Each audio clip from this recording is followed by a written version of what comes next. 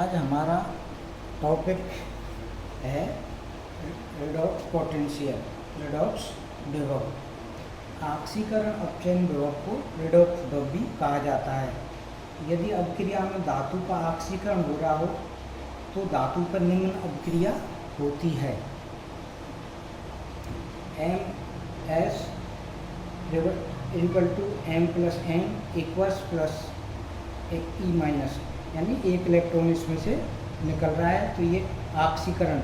इसी प्रकार अभिक्रिया का विभव ऑक्सीकरण विभव कहलाता है जो धनात्मक होता है। यदि धातु का अपचयन हो रहा हो तो धातु पर निम्न अभिक्रिया होगी। यदि अपचयन होगा तो उस पर M+N + E M सॉलिड।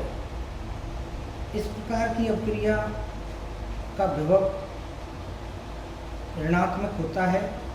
नल समीकरण के आधार पर हम इसको इस प्रकार समझा सकते हैं। E = E0 - RT/NF ln AM/AM यहाँ पर यदि धातु की सक्रियता 1 हो, एक्टिविटी 1 हो तो E = E0।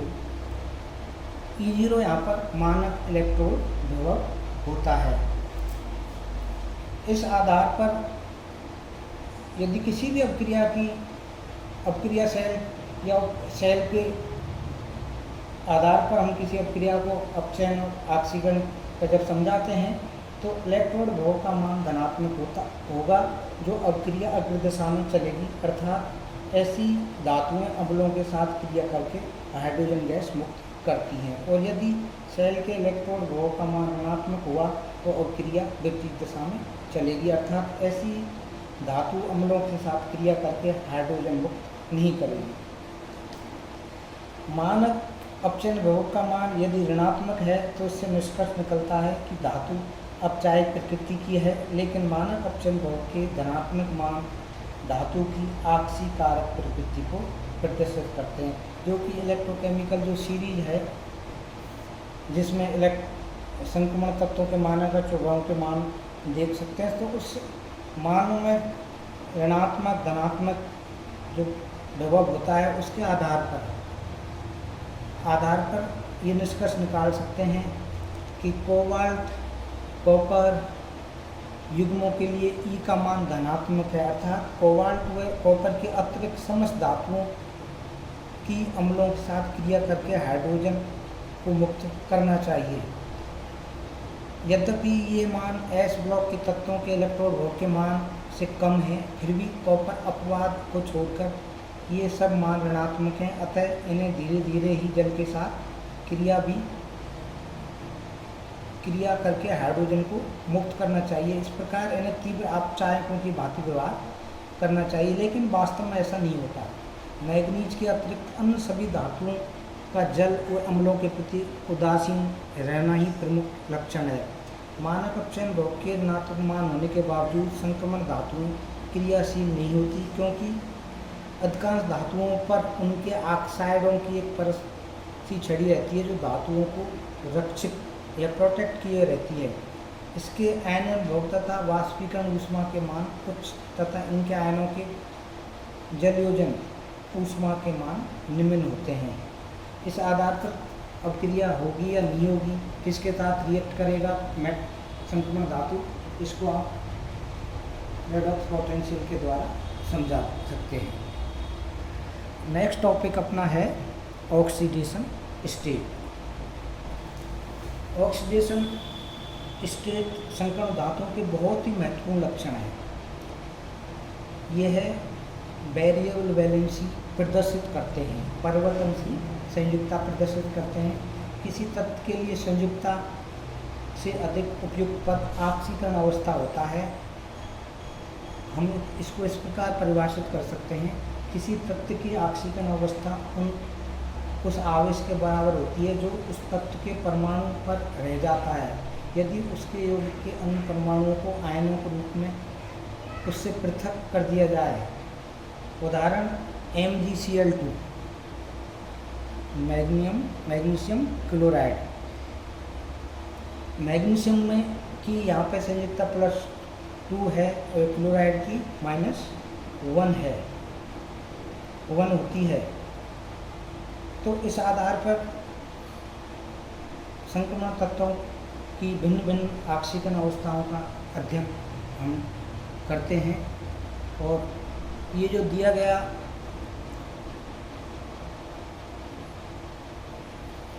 डायग्राम है, ये इसी आधार पर समझाया गया है कि संयुक्ता कोश में कितने इलेक्ट्रॉन उपस्थित हैं, कितने अयुग्मित इलेक्ट्रॉन उपस्थित हैं तथा S के तत्व उपस्थित हैं। जितने अयुग्मित इलेक्ट्रॉन और S के इलेक्ट्रॉन जो होते हैं वो उसकी ऑक्सीकरण अवस्था को प्रदर्शित करते हैं। प्रथम श्रेणी के तत्व स्कैंडियम से लेके जिंक तक भिन्न भिन्न प्रकार की ऑक्सीकरण अवस्थाएं प्रदर्शित करते हैं। प्रथम हम स्कैंडियम को देखते हैं तो ये दो तरह की संयुक्ता दिखाता है, +2 और +3। पर +2 जो संयुक्ता है ये सामान्य ऑक्सीकरण अवस्थाओं को प्रदर्शित नहीं करती, क्योंकि स्कैंडियम के जब बाहरी कोश को देखते हैं, संयुक्ता कोश को देखते हैं तो उसमें 3D1 4s2 कोश में जो इलेक्ट्रॉन होते हैं, कुल इलेक्ट्रॉन 3 होते हैं, S में 2 और D में 1। तो 2 इलेक्ट्रॉन निकलना आसानी से संभव है, क्योंकि S का है उसका नाभिक पर उतना आकर्षण बल नहीं है। D को निकालने पर ये अपनी स्थायी ऑक्सीकरण अवस्था प्रदर्शित करता है, इसलिए +3 स्कैंडियम प्रदर्शित करता है।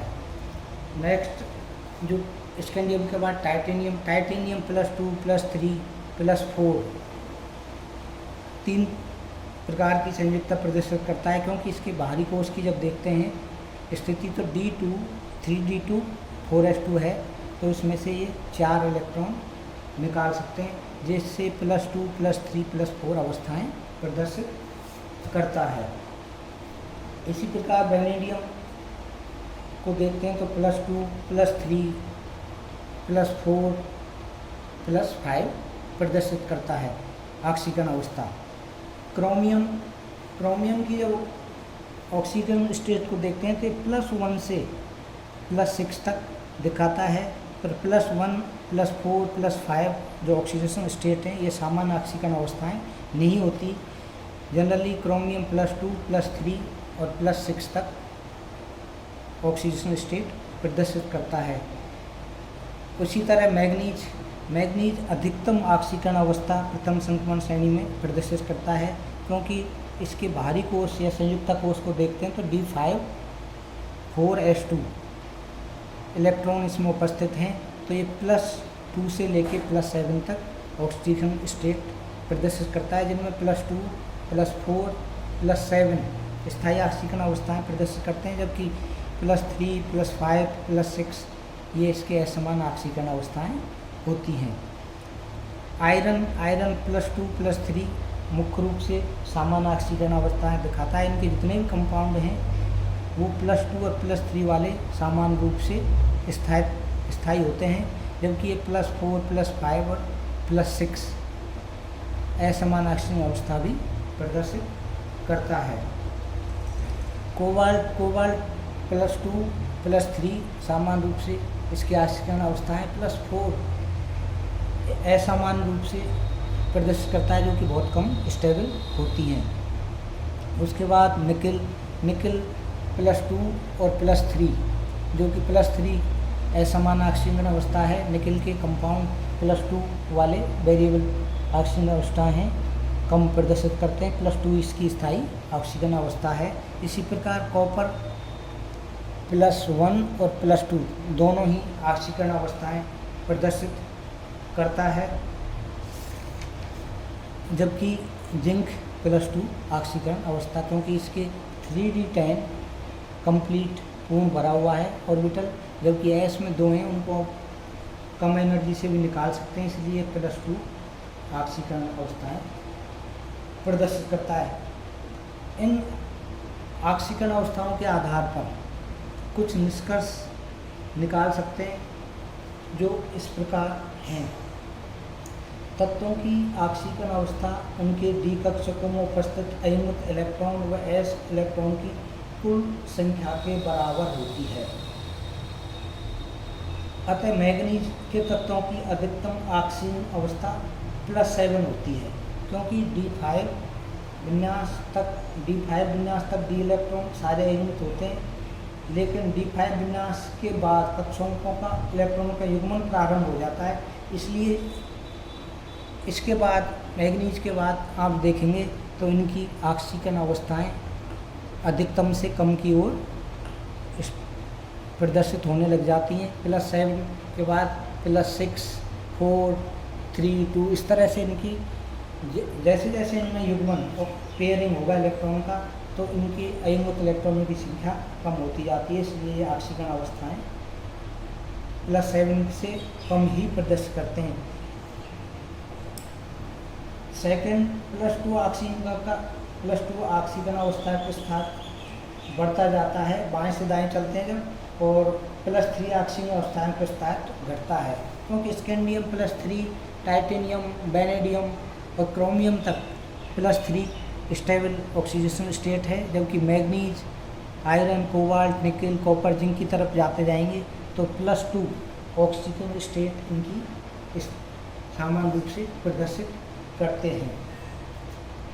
कॉपर +2 और Mn+2 का स्थायित्व अपेक्षित मान से कम होता है। साथ ही Mn+3 व Fe+3 ऑक्सीजन अवस्थाएं अपेक्षा से अधिक स्थायी होती हैं, क्योंकि दोनों में स्थायी D5 विन्यास प्रदर्शित होता है। विलयन अवस्था में कॉपर की तुलना में कॉपर +2 यानी एक्वस सॉल्यूशन में कॉपर +1 की तुलना में कॉपर +2 का स्थायित्व अधिक होता है। कॉपर +1 के इलेक्ट्रॉन विन्यास में D10 की स्थायी अवस्था होती है, जबकि कॉपर +2 की देखते हैं, कॉपर +2 और कॉपर +1, इसमें D9 है कॉपर +2 में, जबकि कॉपर प्लस में है D10 होता है। तो अतः अपेक्षा तो ये की जाती है कि कॉपर +1 का स्थायित्व कॉपर +2 से अधिक होना हो, लेकिन कॉपर +2 आयन की उच्च जलयोजन ऊर्जा के कारण इनका स्थायित्व कॉपर +1 की तुलना में अधिक होता है। शून्य अथवा ऋणात्मक ऑक्सीजन अवस्थाएं भी अस्तित्व में आ सकती हैं, पर ये यदि कम ऑक्सीजन अवस्था को स्थायी करने वाले लिगेंड विलयन में उपस्थित हो, जैसे कार्बन मोनोऑक्साइड, डाइप्रीडाइल आदि हों, तो ये इस तरह की प्रदर्शित करते हैं। अधिकतम ऑक्सीजन अवस्था +2 और +3 के अवस्थाओं के मध्य की अवस्थाओं में गुण पाया जाता है, और इस तरह के जो गुण प्रदर्शित करते हैं उनको असमानुपातन डिस्प्रपोर्शनेशन का गुण कहा जाता है, जो कि मैग्नीज इस गुण को प्रदर्शित करता है। प्रथम श्रेणी के संक्रमण धातुओं विभिन्न ऑक्सीकरण अवस्थाओं, उनके तुलनात्मक स्थायित्व आदि के संबंध में हम आगे स्टडी करेंगे। धन्यवाद।